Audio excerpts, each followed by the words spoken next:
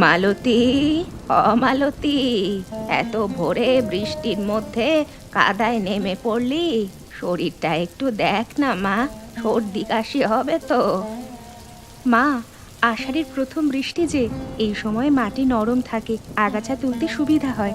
আর 2-3 দিনের মধ্যে চারা লাগাতে হবে, তাই একটু তাড়াতাড়ি শুরু করলাম। তুই যে একেবারে মাটির মানুষ রে, ভোর না হতে হতেই কাজে নেমে পড়েছিস। কি চারা লাগাবি বলতো? লাউ দেবো, ঝিঙে দেবো, পুঁইশাকের চারা দেবো, একটু করলা আর ডাঁটা শাকও দেওয়ার ইচ্ছে আছে। পেছনের জমিটা তো এমনিতেই পড়ে আছে মা, ভাবলাম বর্ষায় কিছু সবজি ফলালে সংসারের একটু কাজে লাগবে। বাহ, বেশ ভেবেছিস তো।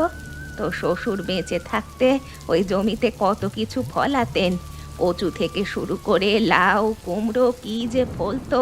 তারপর থেকে জমিটা যেন মুখ ভার করে পড়ে আছে। তুই যদি আবার সেখানে সবুজ ফেরাতে পারিস, আমার খুব ভালো লাগবে রে মা। আপনি আশীর্বাদ করুন মা। আমি চাই এই বর্ষায় উঠোনের ধারে সবুজ উঠুক, রান্নাঘরে বাজারের চিন্তা একটু কমুক। আর যদি ভালো ফলন হয়, পাড়ার কারোর দরকার হলে দেব। নিজের হাতে ফলানো জিনিস ভাগ করে দিতে পারলে বুক ভরে যায়। তোর মুখে এসব কথা শুনলে আমার মনটা শান্ত হয়। সংসারে যে মানুষটা দিতে শেখে, সেই সবচেয়ে ধনী। সব সময় টাকা পয়সা দিয়ে মাপা যায় না। ঠিক বলেছেন মা। আমি ভাবছি প্রথম যে শাক উঠবে সেটা দিয়ে সবার জন্য রান্না করব। 3 দিদিকেও ডাকবো, একসঙ্গে বসে খেলেই তো মজা বলুন। এই জন্যই তোকে ভালো লাগে মা। যা, কাজ কর, তবে বেশি ভিজিস না। একটু পরে এসে গরম চা খেয়ে নিস, আমি আদা কুচি দিয়ে বানাচ্ছি। আচ্ছা মা, আর একটু আগাছা তুলে আসি, তারপর আসছি। আপনার চা না খেলে কাজে জোরই পাই না। আরে, এই বৃষ্টির মধ্যে একা একা মাচা বাঁধছো? একটু ডাকতে পারতে তো। আমি কি পরের লোক নাকি? তুমি তো সকাল থেকে মাঠে ছিলে, ভাবলাম একটু নিজেই করে নিই। তোমার তো ক্লান্ত শরীর, আবার এদিকে খাটাবো। ক্লান্ত হলেও তোমার কাজে হাত লাগাতে আমার ক্লান্তি লাগে না। দাও, ওই বাঁশটা ধরি, তুমি দড়ি বাঁধো। দুজনে মিলে করলে কাজও তাড়াতাড়ি হবে, মনও ভালো থাকবে। তুমি থাকলে কাজটা সহজ লাগে, একা একা করলে কখনো কখনো মনে হয় পারবো তো। তুমি পারবে না তা হয় নাকি? হ্যাঁ, তুমি যেদিন মাথায় কিছু নাও সেদিন থেকেই জানি সেটা একদিন না একদিন হবেই। জানো, আমি স্বপ্ন দেখি এই মাচায় বড় বড় লাউ ঝুলবে, ঝিঙের লতা ছড়িয়ে পড়বে, পুঁই শাক এত ঘন হবে যে দেখলে মনটা ভরে যাবে। আর সেই সবজি দিয়ে সংসারের সবার জন্য রান্না হবে। মা খুশি হবে, দিদিরা খাবে, তুমিও বলবে এই তো মালতীর স্বাদের ক্ষেত। আমি তো এখনই বলি, তোমার এই স্বপ্ন দেখাটাই সবচেয়ে সুন্দর। অনেকে কাজ করে শুধু কাজ সারাতে, কিন্তু তুমি কাজ করো মন জুড়োতে। আমি চাই বড় দিদি, মেজো দিদি সবাই মিলে এই ক্ষেতটাকে নিজের বলুক। আমি একা সুখী হলে কেমন জানি লাগে। সবাইকে নিয়ে আনন্দ করলে তবেই তো সংসার। সবাই মিলে করতে পারলে খুবই ভালো। তবে তুমি নিজের মতো কাজ করে যাও। ভালো কাজ দেখলে মানুষ এমনিই এগিয়ে আসে, জোর করে কাউকে টানতে হয় না। আমি জোর করব না, তবে ডাক দেব, দরজা খোলা রাখবো। কেউ যদি একদিন হাসি মুখে এসে বলে মালতী আমিও হাত লাগাই, তাহলেই আমার পরিশ্রম সার্থক। সে দিন আসবে। আর না এলেও মন ছোট করো না। মাটি যত ভালোবাসা পায় ততই ফিরিয়ে দেয়। তুমিও দেখবে এই জমি একদিন তোমার হাত ছিনে নেবেই। শুনলি জবা, মা আবার পাড়ার লোকের সামনে মালতীর প্রশংসা করছেন, যেন এই সংসারে আর কেউ কাজ করে না, শুধু মালতী একাই করে। মালতী তো সত্যিই খেতে কাজ করছে, মা সেটাই বলেছেন হয়তো। তাতে এত মন খারাপ করবার কি আছে দিদি? তুই বুঝবি না।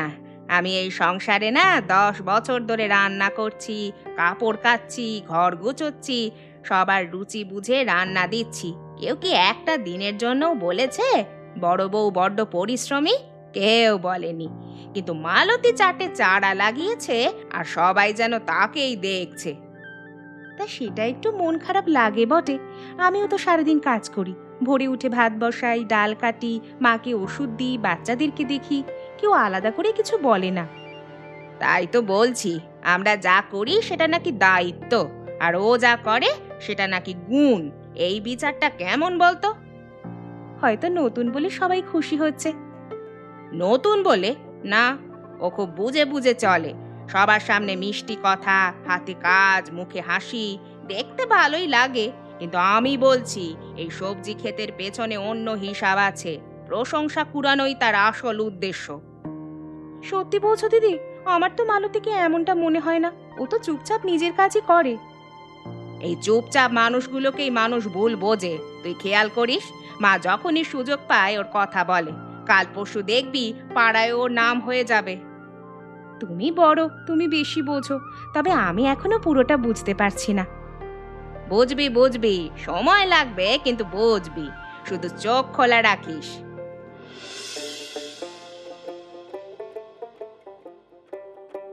দিদি দেখো, খেতে প্রথম লাল শাক উঠেছে।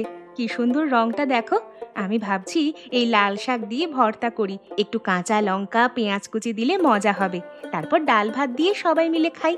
তুমি আর বড় দিদি 3 বউ মিলে রান্না করলে কেমন হয়?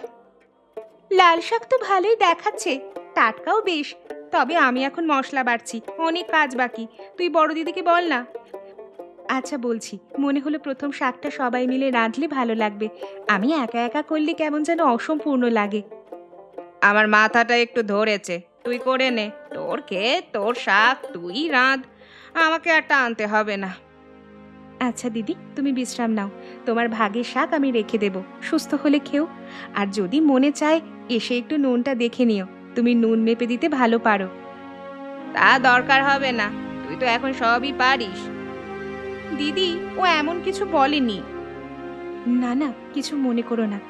আমি তো সত্যিই শিখতে চাই। বড় দিদির রান্নার হাতের কথা সবাই বলে। আমি এখনো অনেক কিছু পারি না। কথায় খুব মিষ্টি তুই। মিষ্টি কথা বলতেই ভালো লাগে দিদি। সংসারে তেঁতো জিনিস তো এমনিই কম নয়। আমি শাক কেটে রাখছি, তোমাদের ইচ্ছে হলে এসো, না এলেও রাগ করবো না। শাক ধোয়ার দরকার হলে আমাকে ডাকিস। ডাকবো দিদি। আমি কিন্তু সত্যিই চাই তোমরা দুজন পাশে থাকো। প্রথম ফলন একা হাতে রাঁধতে মন সায় দিচ্ছে না। জবা, আজ দেখলি তো, লাল শাক এনে বলে 3 জনে মিলে রান্না করি। কি দরকার ছিল 3 জন মিলে করার? হ্যাঁ, আসলে সে চায় সবাই দেখুক মালতী ক্ষেত করেছে, মালতী শাক এনেছে, মালতী সবাইকে খাওয়ায়। তবে একটা কথা বলি দিদি, মালতী কিন্তু তোমার জন্য শাক রেখে দিয়েছে। তুমি না খেলেও সে জোর করেনি, কথাও কেমন নরম করে বলল। সেটাই তো ওর চালাকি রে। এমন ভাবে ব্যবহার করে যে কেউ কিছু বলতে পারে না। মা তো পুরো তার দিকে ঝুঁকে গেছেন। কাল দেখিস এই সবজি ক্ষেত থেকে সবজি বিক্রি করবে, আর সবাই বলবে ছোট বউ কি কাজের। আমরা কি তবে কাজের নই? জানি না দিদি, কখনো কখনো মনে হয় মালতী সত্যিই ভালো। আবার তোমার কথা শুনলে মনে সন্দেহ জমে, কোনটা ঠিক কোনটা ভুল বুঝতে পারি না। মানুষ চেনা যে এত কঠিন আগে বুঝিনি। তুই আমাকেই বিশ্বাস কর, আমি এই সংসারে বড় বউ হয়ে 10টা বছর কাটিয়েছি। কত লোক দেখেছি, মুখে মধু মনে অন্য কথা। এমন মানুষ তো কম দেখিনি। কিন্তু ও তো কখনো কারোর সঙ্গে উঁচু গলায় কথা অব্দি বলে না। সবাইকে উঁচু গলায় বললেই খারাপ হয় না। কখনো কখনো অত শান্ত মানুষকেও বুঝতে সময় লাগে। আমি ঝগড়া চাই না দিদি, সংসারে শান্তি থাকলেই আমার ভালো লাগে। তবে হ্যাঁ, তুমি যা বলছো তা একেবারে উড়িয়েও দিতে পারছি না। আমি তোকে ঝগড়া করতে বলছি না, শুধু সাবধানে থাক। কারো ভালোই এত তাড়াতাড়ি গলে যাস না। আচ্ছা দেখব। তবে আমার মনটা কেমন অস্বস্তি করছে। যদি আমরা ভুল হই? ভুল হলে পরে দেখা যাবে, আগে মানুষকে বুঝে নিতে হয়। তুই শুধু খেয়াল রাখিস। মালতী মা, একটু লাউ পাতা পাবো নাকি? ছেলের বউটা কদিন ধরে ভালো করে খেতে পারছে না, ভাবলাম লাউ পাতা সেদ্ধ দিলে একটু আরাম পাবে। অবশ্যই পাবেন মাসিমা, এই তো আমি নিজে তুলে দিচ্ছি। 2টো নরম পাতা দিচ্ছি, আর চাইলে একটু পুঁই শাকও দেবো, সেদ্ধ করলে ভালো লাগবে। আরে না না মা, নিজের ঘরেও তো লাগবে। আমাদের হবে মাসি, আপনি নিন। গাছ যত কাটবেন ততই আবার উঠবে। ক্ষেতের জিনিস ভাগ করলে কেমন যেন বরকত বাড়ে। বাহ, কথাগুলো তোর মনের মতোই নরম রে। থাক, আমি কাল তোর জন্য কচি কাঁঠালের বিচি পাঠাবো। তা পাঠাবেন, কিন্তু জোর করে নয়। আপনি সুস্থ থাকুন, এটাই বড় কথা। দিতে পারাটাও একটা সুখ, তাই না মালতী? তোর শ্বশুরও এমন ছিলেন। ফসল ফললে প্রথমে পাড়ার মানুষকে দিতেন, তারপর নিজে খেতেন। মা, দেবার মধ্যে কোনো কমতি নেই, খেতে আরও ফলবে। সবাই মিলে খেলেই তো খেতে সার্থকতা।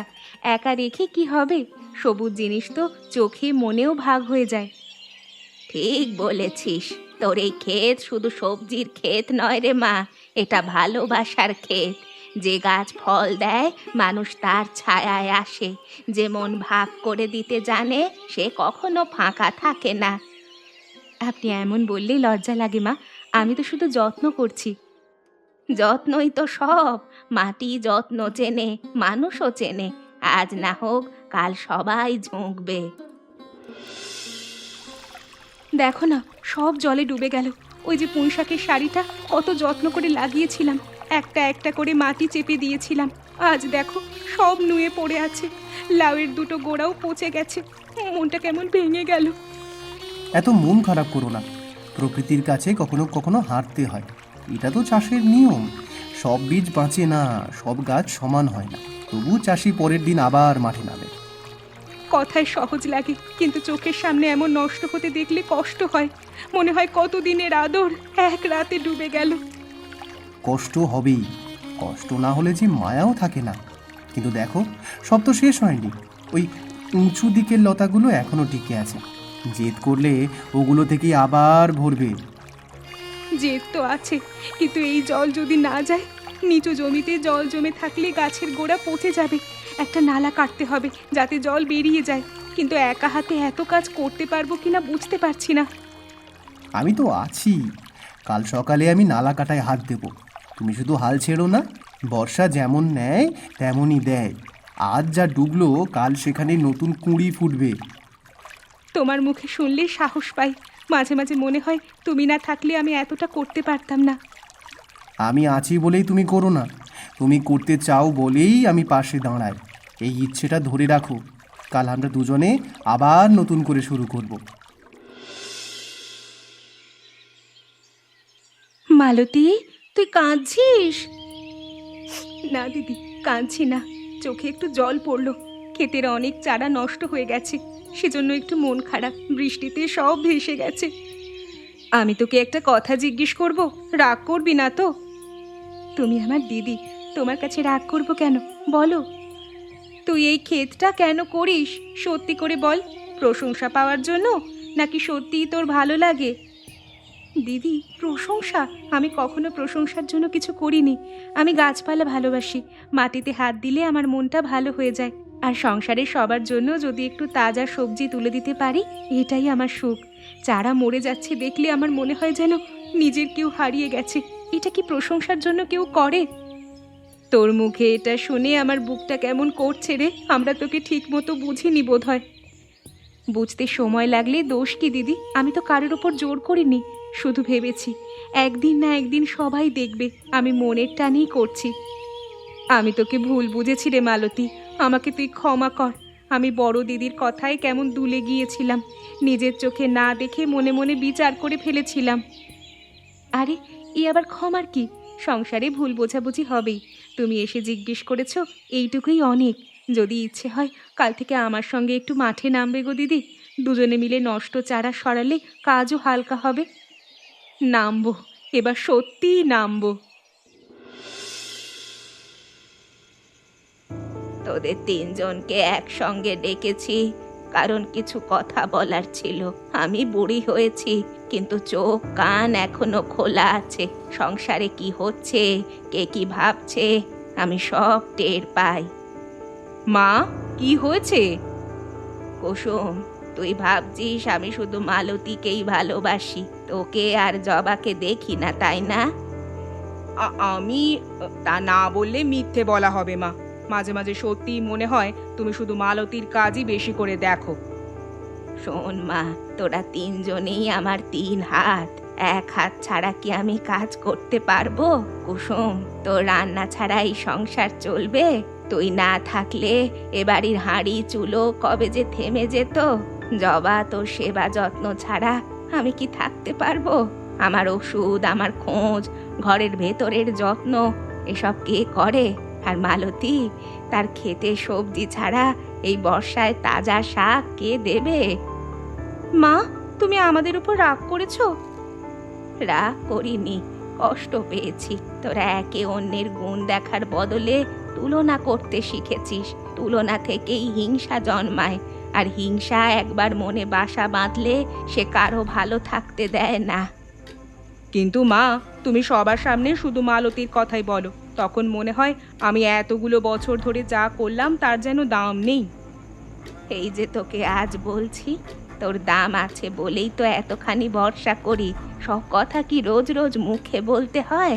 তুই সংসারের পুরনো ভিত্তি, ভিত্তির কথা সবাই আলাদা করে বলে না, কিন্তু ভিত্তি না থাকলে ঘর দাঁড়ায়। আর মালতীর কাজ নতুন, তাই চোখে পড়ছে। চোখে পড়লেই যে বেশি ভালোবাসি তা নয়। মা, বড় দিদির কষ্টটা কিন্তু সত্যি, আমি বুঝতে পারিনি। একটা ফুল ফুটলে বাগানের শোভা বাড়ে, পুরো বাগানটাই সুন্দর হয়। হিংসায় শুধু পাতা শুকিয়ে যায় রে মা, গাছ বাঁচে না। তোরা যদি একে অন্যকে ঠেলিস, সংসার শুকিয়ে যাবে। যদি একে অন্যকে ধরিস, সংসার ভরে উঠবে। মা, আমি বোধহয় মনকে খুব ছোট করে ফেলেছি। ছোট মন নিয়ে বড় সংসার টেকে না মা। সময় থাকতে মনটা বড় কর, তোরাও দেখবি শান্তি কেমন এসে বসে। এ কি, রাতারাতি নালা কাটা হয়ে গেল? জলও অনেকটা নেমে গেছে। তুমি করেছো? না, আমি করিনি। আমি ভোরে মাঠে যাওয়ার আগে দেখলাম, তখন কুসুম দিদি আর জবা দিদিকে উঠোনের দিক থেকে আসতে দেখলাম। তাদের হাতে কোদাল ছিল, পায়ে কাদা লেগেছিল। কি বলছো? বড় দিদি আর মেজো দিদি তারা রাতে এসে নালা কেটেছে? হ্যাঁ, আমি নিশ্চিত। তবে তারা কাউকে বলেনি, চুপচাপ করে গেছে। বুঝলে, মনটা হয়তো আগেই নরম হয়েছিল, শুধু মুখে বেরোয়নি। আমার তো বিশ্বাসই হচ্ছে না। আমি ভেবেছিলাম তারা আমার উপর রাগ করে আছেন, আর তারা রাতের অন্ধকারে আমার ক্ষেতের জল বের করার ব্যবস্থা করলেন। এ যে কি বড় কথা, ভাষায় বলতে পারছি না। মানুষের মন ধীরে ধীরে খোলে, কেউ সঙ্গে সঙ্গে বলে, আবার কেউ লুকিয়ে রাখে, কিন্তু কাজ ফাঁস করে দেয়। আজই আমি তাদের কাছে যাব। ধন্যবাদ না দিলে আমার মন শান্ত হবে না। যাও, তবে এমনভাবে বলো যেন তারা সংকোচ না পায়। অনেক সময় লজ্জায় মানুষ ভালো কাজের কথা মানতে চায় না। আমি বুঝে বলবো। আজ আমার মনে হচ্ছে শুধু খেতেই জল নামেনি, অভিমানও নেমেছে। বড় দিদি, মেজো দিদি, তোমরা রাতে খেতে নালা কেটেছো? হ্যাঁ, কেটেছি। কাল রাতে বৃষ্টি থামার পরে আমি আর জবা মিলে গিয়েছিলাম। তোর ক্ষেতে চারাগুলো মরে যাচ্ছিল, জল জমে গাছের গোড়া পচতে শুরু করেছিল। আমি তা সহ্য করতে পারিনি রে। দিদি, তোমরা না গেলে তো আরো অনেকটা নষ্ট হয়ে যেত। আমি যে কি বলবো বুঝতে পারছি না। ধন্যবাদ দিতে হবে না, বরং আমারই কথা বলা দরকার। মালতী, আমি তোকে ভুল বুঝেছি। আমি ভেবেছিলাম তুই বোধহয় সবার মন জয় করতে এই ক্ষেত করিস, সবার চোখে ভালো সাজতে চাইছিস। কিন্তু কাল যখন দেখলাম তুই নষ্ট হওয়া চারার জন্য কাঁদছিস, তখন বুঝলাম এটা তোর ভান নয়, এটা তোর ভালোবাসা। তুই সত্যি সত্যি এই সংসারটাকে ভালোবাসিস। আমরা দুজনেই ভুল বুঝেছি মালতী। আমি বড় দিদির কথায় প্রভাবিত হয়েছিলাম, নিজে থেকে কিছু যাচাই করিনি। তোকে দেখে যতটা ভাবতাম তোর মন তার চেয়েও নরম। দিদি, তোমরা তোমরা আমার ক্ষেত বাঁচিয়ে দিলে, আর আমি তোমাদের উপর রাগ করব? তোমাদের এই সাহায্যটাই তো প্রমাণ যে তোমরাও এই সংসারটাকে ভালোবাসো। রাগ থাকলে কেউ রাতের বেলা কাদা মেখে নালা কাটতে যায়? আমি হয়তো মুখে কঠিন ছিলাম, কিন্তু মনটা সব সময় কঠিন ছিল না। শুধু মনে হতো আমাকে কেউ দেখে না। আমি দেখি দিদি, তুমি না থাকলে এই বাড়ির রান্নাঘর একটা দিনও চলতো না। তোমার হাতের ডাল ভাত খেয়েই তো আমরা সবাই নিশ্চিন্তে থাকি। আর আজ থেকে আমরা কেউ কাউকে দূরে রাখবো না, যা বলার সামনে বলবো, মনে জমিয়ে রাখবো না। ঠিক কথা, আজ থেকে খেতেও ঘরেও সব কাজ ভাগ করে করব। মালতী, ক্ষমা করিস বোন।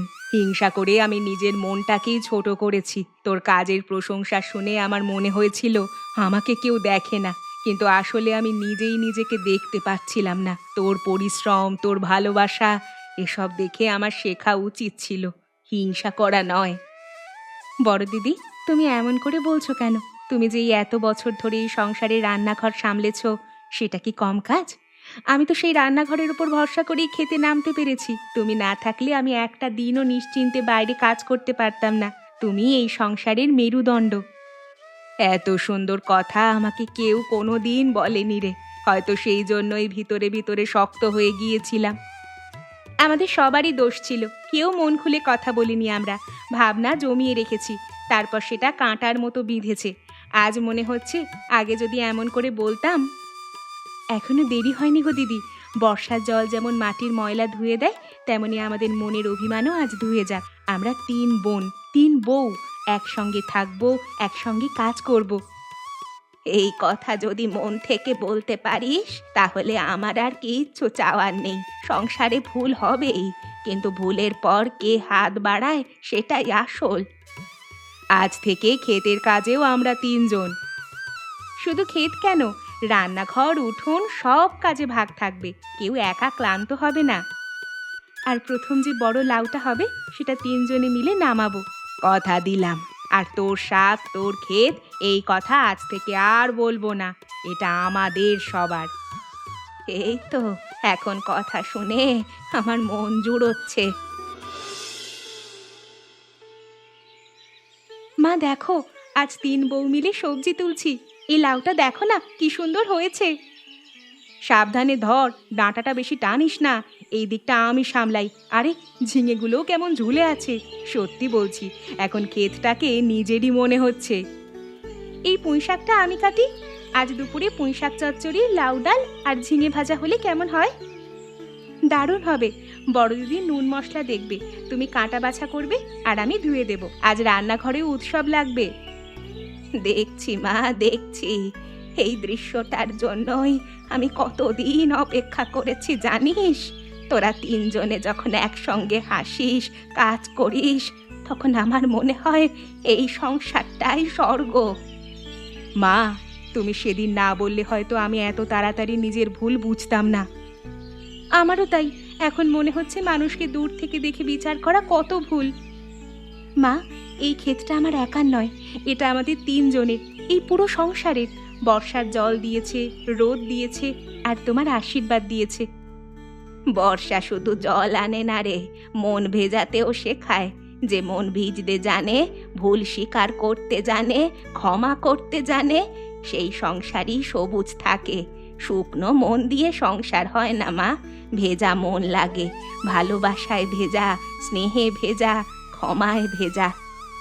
তাহলে আজ থেকে ঠিক হলো, ক্ষেতের নাম হবে ছোট বউয়ের ক্ষেত নয়, আমাদের বর্ষার ক্ষেত। হ্যাঁ, আর এই ক্ষেতের নিয়ম একটাই, যে যা তুলবে সবার সঙ্গে ভাগ করবে। এটাই তো আমি প্রথম দিন থেকে চেয়েছিলাম। তাহলে দেরি কিসের? তোরা সবজি তোল, আমি গিয়ে ভাত চাপাই। আজ এই বাড়িতে সত্যিকারের শান্তির রান্না হবে। মা, আজকের ভাতের গন্ধ অন্যরকম হবে। হবে তো বটেই, কারণ আজ হাঁড়িতে শুধু সবজি নয়, মনও পড়বে। আর সেই মনটা আজ ভালো আছে, খুব ভালো আছে।